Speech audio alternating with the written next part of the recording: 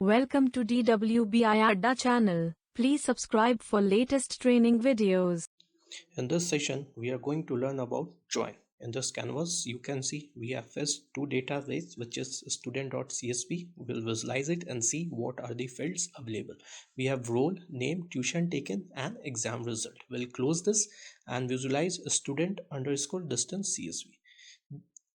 This database has the information of the student who have studied through the distance mode. We'll close this. We will drag a join data from the console and connect this both database to this. The common thing in both the data sets are the role, which are connected to the join data.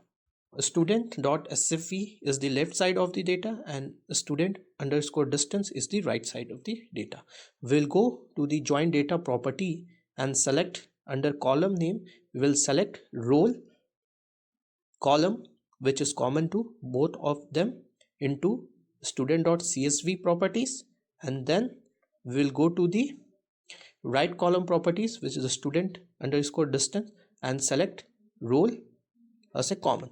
Now when we want to, now we can see that column is selected and we'll close this.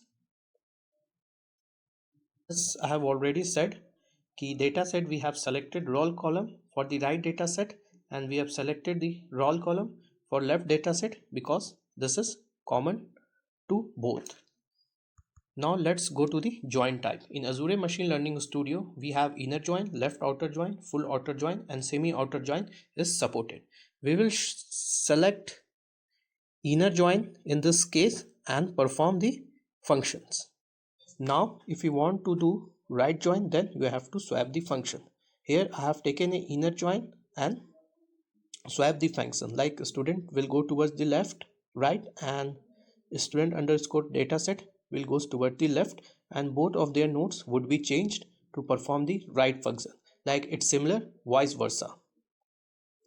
I got this is clear as of now to everyone. To perform, we have only left inner join. You have to only swap the data when you want to do it. Now we will perform left inner join with the data that is. We will run this and we'll wait for data to be processed. Our data has been processed successfully. Now we'll go and visualize it. We have successfully implemented the inner join, and you can see for all the rows, role was common, data is fetched, and which could be seen in the fetch. So we are good till now. We'll close it. Now we will do a left outer join and run the experiment. We'll go change it and run it. Our data is being processed. Once data is processed, we will visualize it. Our visualization is being created. A left outer join has happened. All the row from both the data set where the value in row column is matching and has been returned, along with the left data set with non-matching has been returned, and also right value has been replaced with the missing row that you can see. This is the row column. Data has been fetched and you can see pass, fail, all the information, and these are the missing values that I talked about.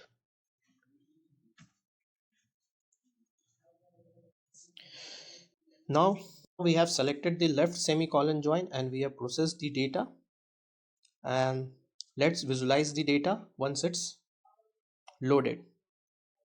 Now we will visualize the data after putting the left semi joins. Here you can see inner join has happened, but the result from right side data set or column from right side data set is not included in data set output. So what basically it has done, it has created two-step process. In first step, it has applied inner join, and in second step excluded the right side data column and included the left side data column, which could be easily seen. This is all on the join that we have learned in this session. Stay tuned with us for more videos. Thank you.